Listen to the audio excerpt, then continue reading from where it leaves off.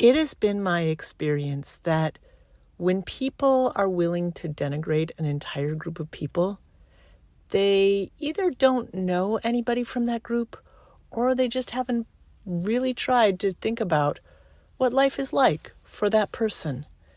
And so it goes. What breaks the cycle is getting to know people, finding out what their real lives are, finding out they're just people, fabulous people.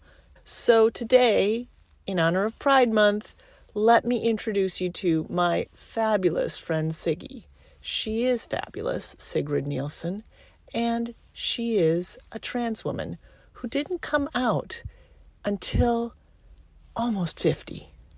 And now Sigrid is writing a book. I'm Amy Hallberg, author, editor, and writing mentor. And these are conversations with real-life creatives on how we find and embody our voices. Because if you want to be a real-life creative, it helps to know what that looks like for you. Welcome to Courageous Wordsmith. Welcome, Sigrid. Thank you so much for being here. Amy, thank you so much. I'm excited to be here, and I'm excited about what we're going to discuss today. Okay, so your book, tell us about it. I'm writing a book, as you know, and it's called Letters from Sigrid. I'm a 50-year-old woman, 50, who at age 48 discovered that she was trans. I grew up outwardly presenting as male for most of my life, not understanding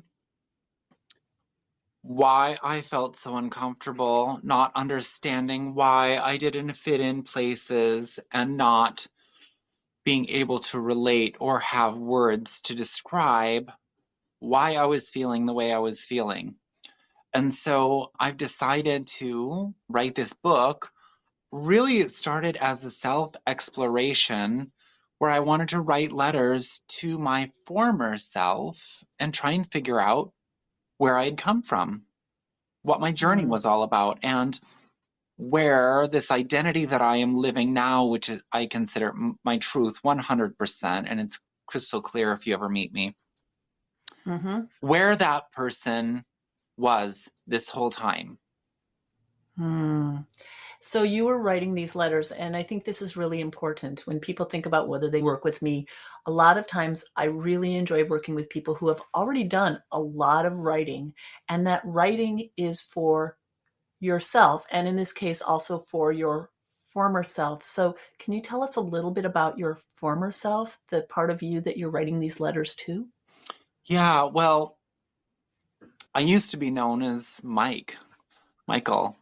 And, I just want to say that a lot of transgender people will not share what they call their dead name, their name that they used to use. And for me, that is being vulnerable to the world and sharing, hey, this person that I had to become, Michael, he was a pretty amazing guy. He was a protector, a warrior. He was very, very sensitive and also a very gentle person, and really struggled to find his place in the world. And he really did his best to try to blend in. I credit Mikey for keeping me alive all this time, for keeping us alive. And also, he was deeply, deeply flawed.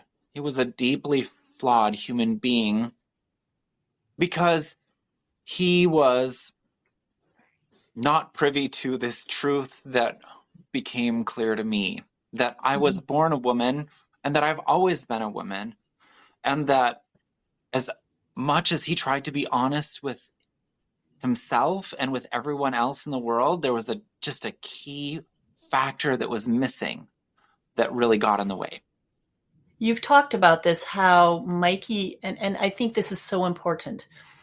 Toxic masculinity hurts men, hurts women, hurts all of us. And I think as a trans woman who, as you say, you lived your whole life not knowing this and going through a lot of different, trying on a lot of different identities, trying to figure out what was this thing that was missing. We all struggle with toxic masculinity. And so Mikey, and I use, as you said, and I really want to drive this home. Yeah, that's the dead name. And I use it with your permission. And for those straight people out there who don't question their own gender identity, we can make mistakes, but then we apologize quickly because it's a really big deal to be called a name that isn't yours. So I thank you for bringing that out. But when you look back at Mikey, he really struggled with some of the, like when we talk about the patriarchy, we all struggle under it, is what I think you're saying, or at least more people than are letting on. It's so true. I'm really glad that you brought that up and we discussed that in an earlier conversation, Amy, that this idea of toxic masculinity and patriarchy, it's not just for feminism.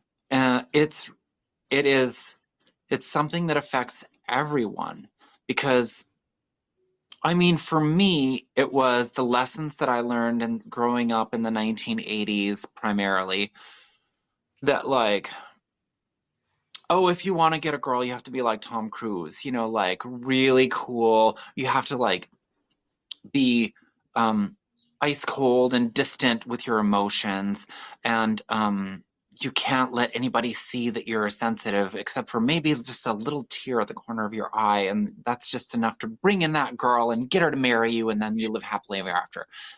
And it's just, I even think about the words like Rick Springfield, Jesse's Girl, and it's like all about this guy. That was such an amazing song. I still love it. Conquest. It's like this guy, Jesse, he's got a girl, and I'm going to make her mine.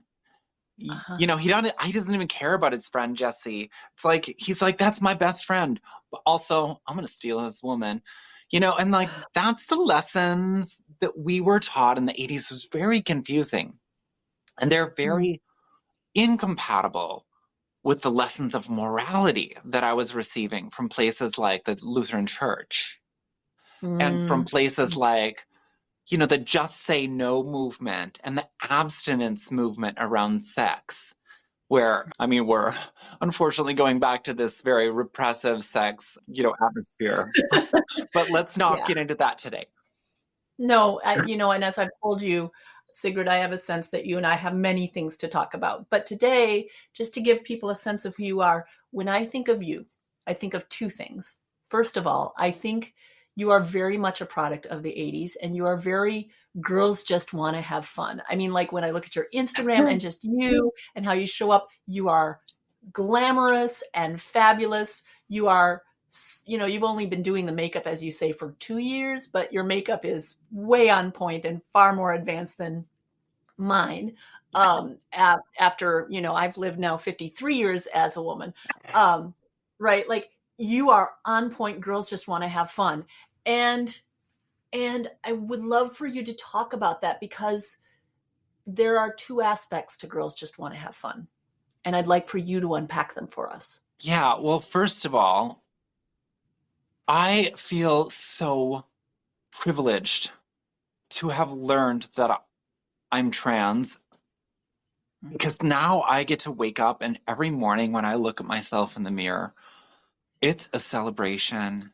And I say, oh, good morning, beautiful. And doesn't everybody deserve to feel that way? I think. I've seen pictures of Mikey. He was beautiful. He was a handsome.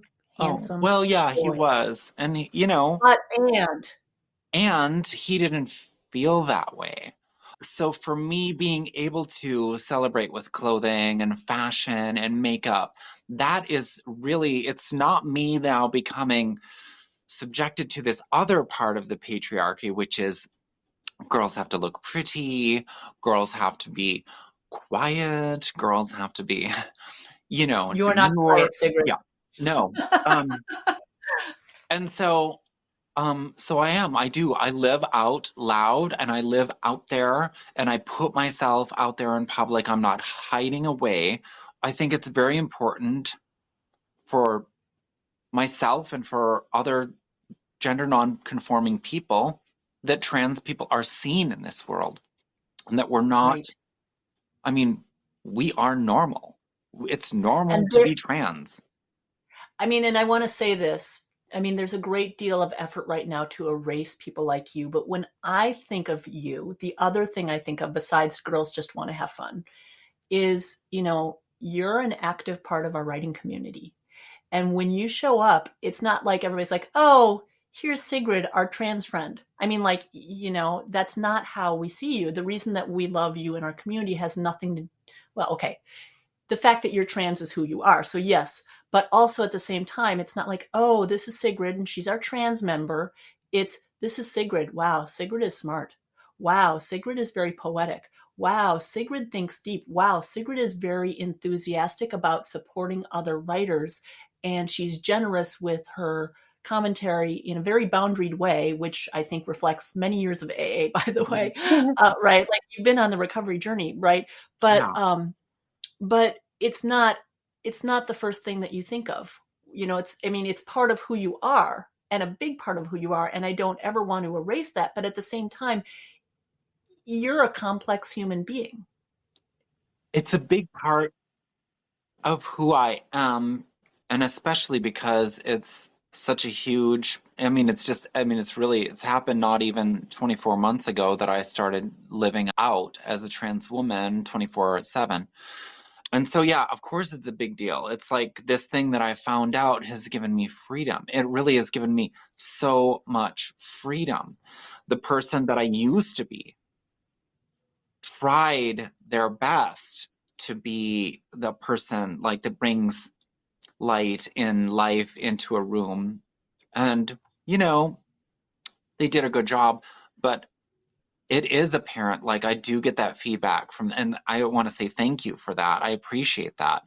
And I do get that feedback from other people too, especially in the rooms of AA where I'm sharing my story and people are like, wow, I see your energy and I'm attracted to it. Like, I want to be a part of your life. I want to hear about your journey and I want to share it with you. And what an amazing, humbling gift that is for me. It really is. It's something that I've been craving my whole life.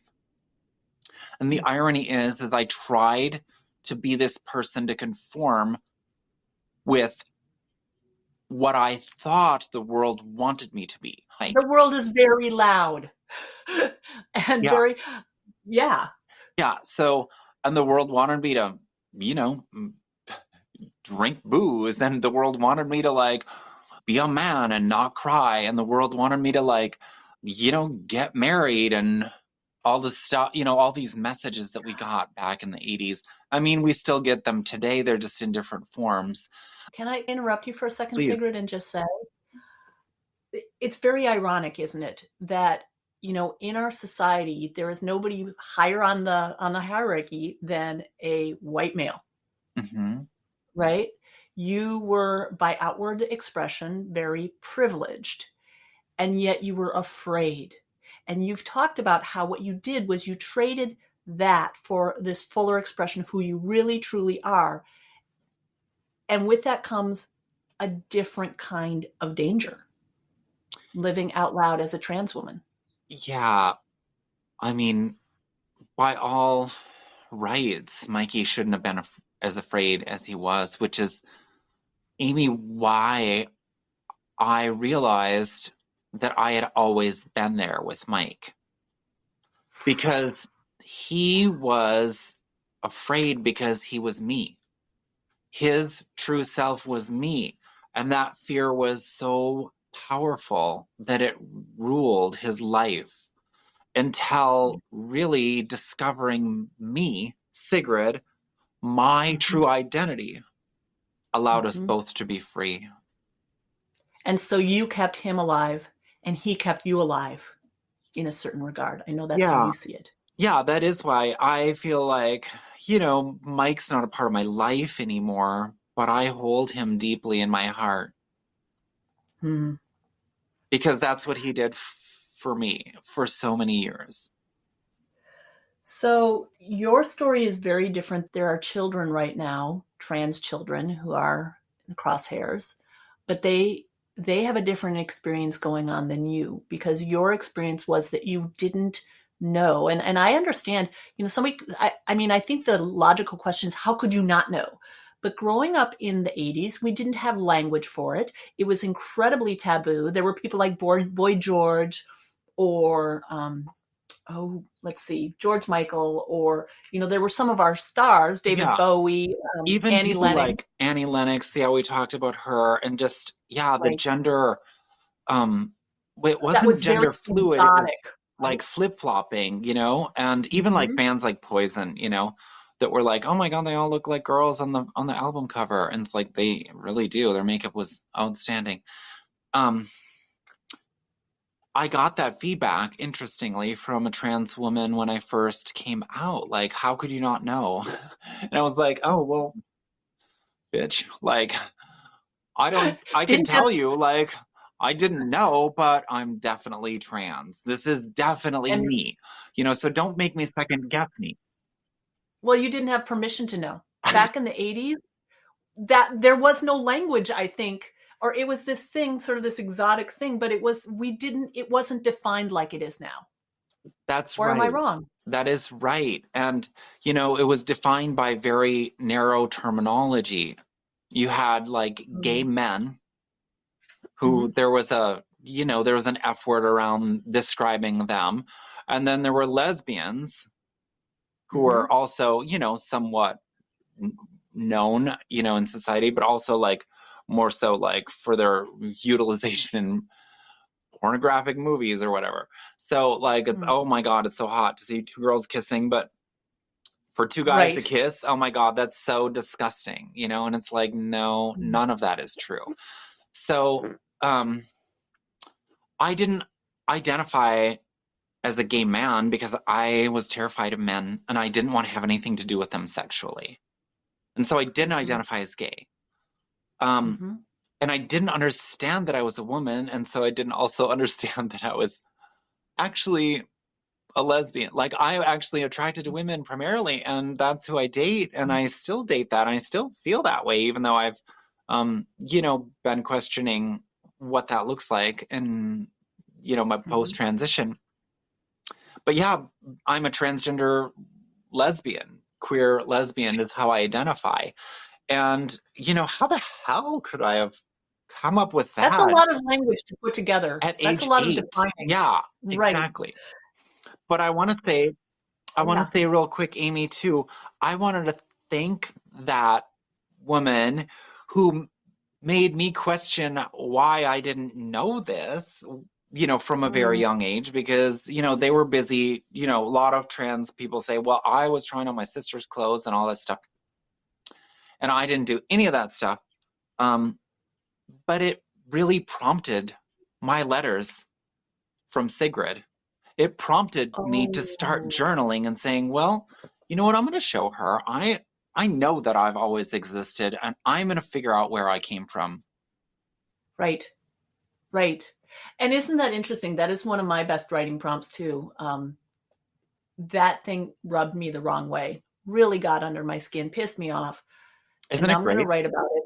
Yeah, because then it's like, okay, well, if it's not that, what are you pissed off at? And then what is it pointing you towards? That's a lesson that I learned in AA too. Like, Mm, hey, there's something that makes me feel uncomfortable. So, and it's inside me. So if I can unpack that, then it might be clear.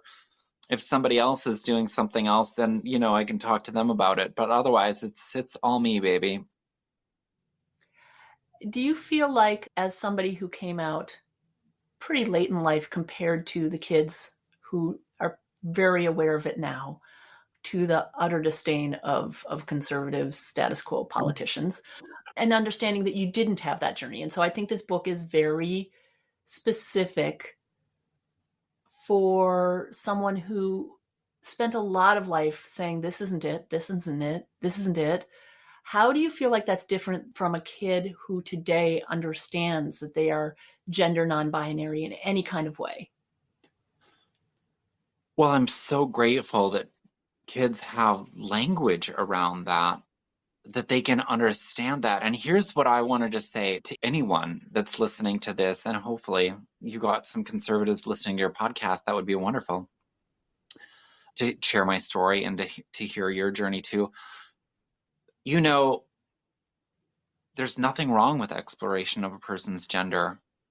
And a kid might feel like really feminine, and then they might feel like, wow, now I'm feeling neither. And like, oh, now I'm feeling both, or now I'm feeling very masculine. And you know what? That's okay.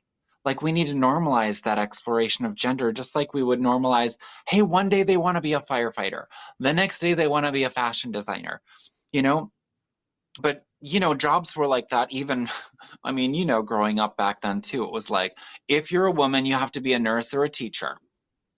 Or you can be a homemaker and stay home and have all the babies. But all women are kind of expected to do that anyway, even if they're a nurse or a teacher. I will say, I was told, actually, you can be anything, therefore you should have to go into these male-dominated fields. And that was another thing back in the 80s. Like, you can do these things, but then you have to go do that and be like the men. So even if you Right. want to be successful, watch my little air quotes here, Uh-huh. you know, and you can go into math or science or whatever. But then, like, well, what if I actually want to do poetry? What if I actually want to do literature? Like, no, you must go into those. So, I mean, it was this very there was a big dichotomy at that time, I would say. It was a you know? double-edged sword. Feminism too was a product of patriarchy, where it's like, well, if we want women CEOs, then they got to get in there and bust some balls like those men do, you know. And then they lost their femininity, and which is like, people are mourning that too, and you know, rightly so. We need to find some balance, and really, what's the right answer is the right answer. What's the right answer for you? You know, like, let it be your own journey. And then, like, let's support each other in whatever journey that is. And it doesn't have to be a gender journey.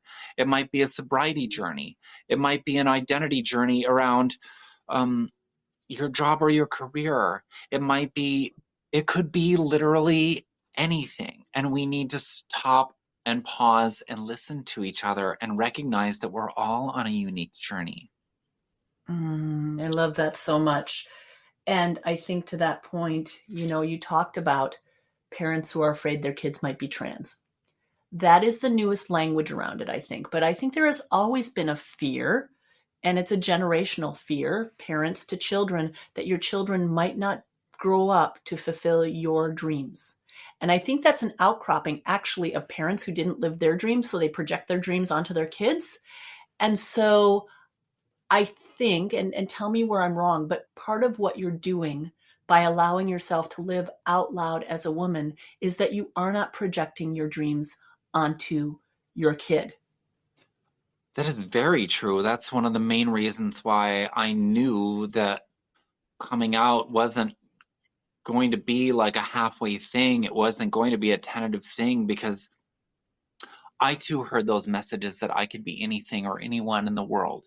But the reality is I couldn't be myself back then. I couldn't be the person that you see or hear today on this podcast. So I had to be someone else. So those things were actually a lie that I was supposed to buy into and perpetuate. And that is precisely the lie that I do not wish to perpetuate onto my child or any other person in the world. That is the message that I'm trying to carry with Letters from Sigrid. That is the message that I'm trying to carry by being out in the world and visible. I'll be working as a financial professional dominated by masculine, very straight, white, male, over 50 masculine people. I was fired from a job after I came out as transgender at 26 years in the mortgage industry. And, you know, so, I mean, it's been a journey, Amy, but I refuse to be silent and to be scared anymore. I'm not going to be scared anymore. Can we talk about that? Because it's one thing, and a very healing thing, to write letters to your former self, to understand who that person was and how that person laid foundations for you and where you were that whole time. That was a very personal thing. What you're doing, the work that you and I are doing together, is very different from that. It's the goal is not to just, you know, spend some quality time with Amy writing better so that you can just kind of like have that for yourself, right? So do you want to talk about what that's like, the vulnerability, especially of writing? You're past that stage of writing purely for yourself. It is excellent therapy, and if all I did was write just and get feedback from you, I would really be lucky. Thank you. And you said the word foundation, so this came up earlier when we were talking about girls just want to have fun. I've gotten a lot of compliments on my makeup. And one day, like I received like 2 or 3 on the same day, and so obviously it was on point, but they were like, how did you get so good at doing makeup? I mean, I had to think about it, but it's because my life might depend on it. How I'm perceived as a woman in the world, it might make the difference between getting harassed or getting beaten or being targeted to be killed, because that's what's happening to trans women in the world, everywhere. And so make no mistake that this is a life or death experience that I'm talking about. And it is very vulnerable for me to put my story out there in publicly and to share, my real name, my journey, and to disclose these vulnerable things that have happened to me. But I feel like in doing that, that's the only way that, look, being trans, it's a part of my story. It's a pretty big part of my story. But it's the framework through which I tell it. Yeah. That's it. Yeah. That's it. Yeah. Because really, when you look at my story, and when I've shared my story with so many people, cis, straight, white, women and men, they say, wow, I can really relate to feeling uncomfortable in my own skin. Wow, I can really relate to feeling like I wasn't heard or seen as a child, and that carried forward to adulthood. I can really relate to feeling like I needed to be in a relationship just to feel normal. Yeah. And you talk about how before you ever realized you were trans, you had been through a lot of self-exploration. Yeah. And, that you talked about, this is a story of a trans woman, but you said it was a story of childhood abuse.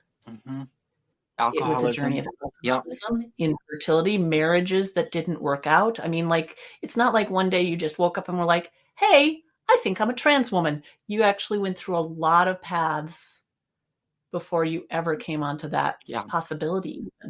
Yeah. So, and to people that knew Mike, it was the least likely thing that anyone would expect. I did a podcast with a friend, Tony Jones, who's a hunter, and like in the hunting community, and it was just like, wow, I really got to get you on my podcast here, because this is not something that anyone was expecting Mike would do. So but it is like, to anybody that sees me and knows me, it's so obviously clear that this is my truth. And it is my privilege to shine my heart out and put myself out there every single day. And Amy, it's hard work, but it's a lot less hard than it ever was to be Mike. Yeah.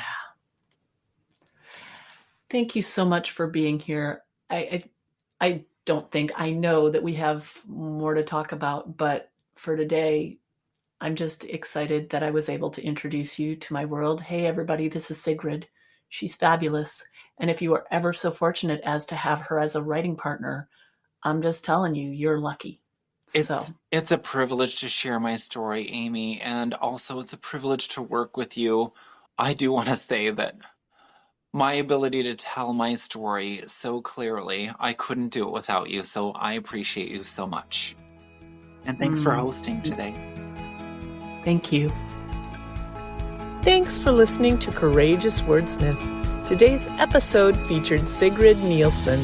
You can read more about her and check out her links in the show notes. That's where you'll find my links too.